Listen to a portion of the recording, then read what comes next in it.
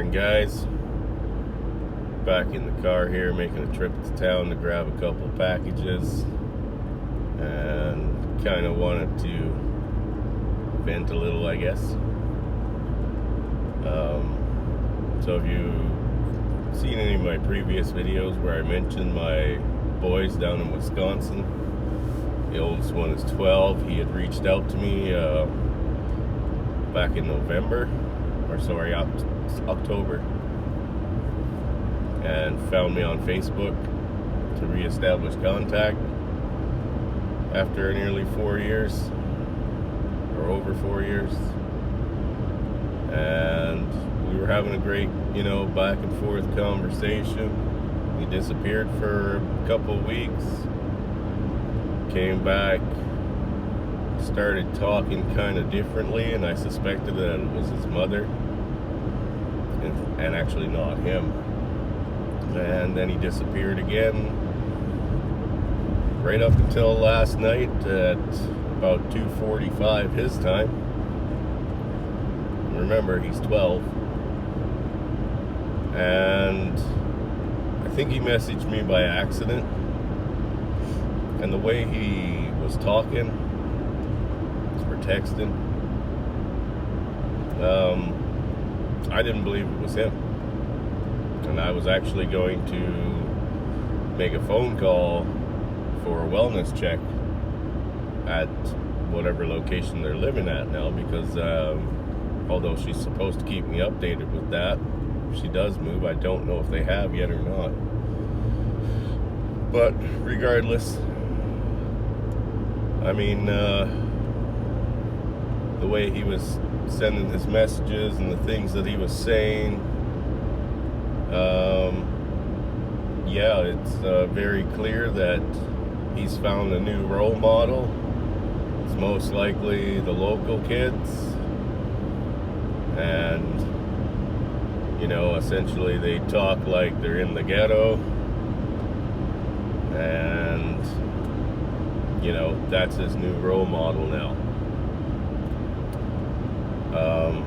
When I asked him, why have you been gone for so long and things like that, he basically came back and said, you mean your kid that ghosted you?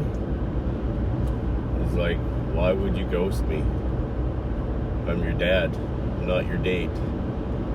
But yeah, essentially, he came back with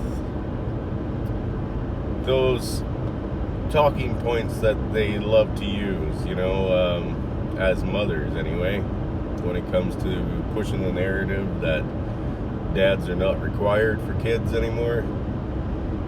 And it was almost textbook, some of the things I had already heard from his mother, I hear from other women who take their kids' dads to family court and try to get sole custody. And essentially he stated that, I haven't been there most of his life. He's 12, and I haven't seen him in 4 years. So we won't bother with the math on that. We'll give him a slide. But yeah, essentially that kind of put me in a really dark place. And I was pretty upset about that. I tried to tell him, Dad has never given up on you. He's loved you and he will love you his whole life. And essentially, he stated that that he didn't need me as a dad. The same things that mothers like to say. And then he blocked me on Facebook, said bye, and was gone. So that was at like 1:30 my time, which I don't sleep much. So that's not uncommon for me to be up. But yeah, so that upset me a lot. And I basically jumped on my computer, which has been acting up, and I'm not gonna lie, I lost my temper. I don't do that often. I don't like to get angry. I don't like to have a need to get angry, but when I do, you know, it's a kind of all bets are off, and you know, something guaranteed to go wrong. But my laptop paid a price, and I'll have to have the hard drive pulled out of it just to save the information that's on there. My hand hurts a little bit, but not too much. And you know, I kind of wanted to discuss something that I believe was mentioned quickly on Hammerhand's last collab that he did with a couple of guys. I don't know him, but the one dude sounds really familiar, and I'm pretty sure he's the black guy with glasses that puts out a lot of like really good red pill content. I'm pretty sure that's him. I could be wrong. It just sounds like him. So but you know, it's they kind of mentioned and touched on a few things. I know we all have, like, where do dads turn, you know, when they go through fucking difficult shit like this, and their kids are now brainwashed and manipulated into believing the narratives that their mothers want to push out there, or society wants to help them push out there. Where do dads turn? Like right now, I mean, being a part of the MGTOW, I've got people to turn to. You know, I've got you guys. You guys have got us. We've got each other, you know. At least someone to have a conversation with and kind of help in any way to get through. But that's kind of where it ends. You know, I mean, if we were to go to anyone else, let's say if you were even to go and, not that I would support it, but go get antidepressants, I mean, that's been used against people too. You know, that's been used against guys in family courts when they've tried to get their kids to kind of, you know, obviously help fix the problem of their depression.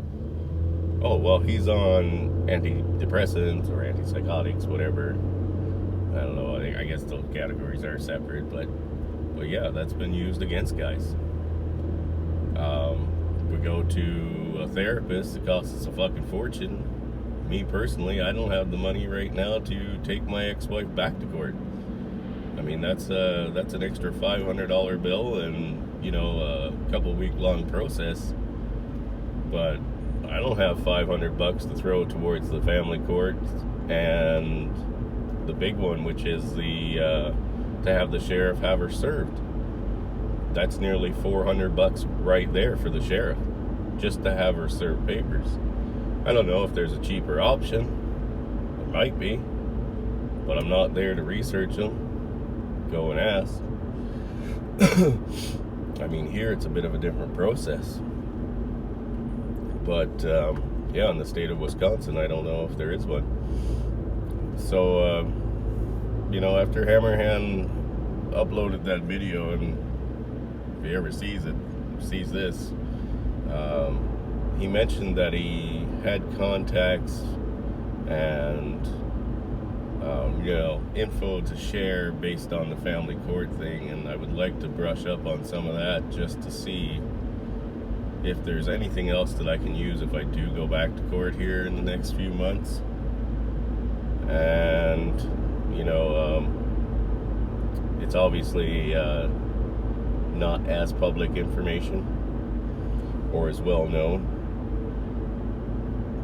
But yeah, essentially I'm gonna be having a shitty week, and I can still use StreamYards on my phone and stuff, but I won't be able to hook up a mic to it because it's an iPhone and it doesn't have the actual round jack.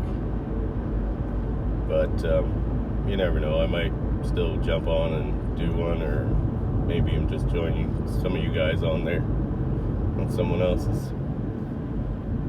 But yeah, it's a heartbreaking scenario, and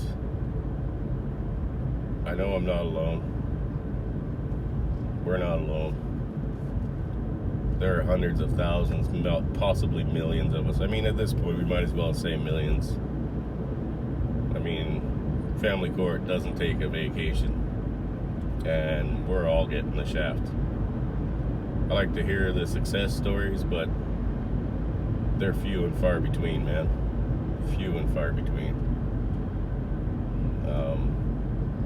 And you know, this is what happens when the mothers are allowed to push the narratives, you know. Most likely she found our messages, started with brainwashing him that basically I left them, you know, I abandoned them, even though she was the one who filed for the divorce. She's the one who had, you know, asked me to leave. And you know how it is, no matter what they do, it's your fault. And that's the narrative.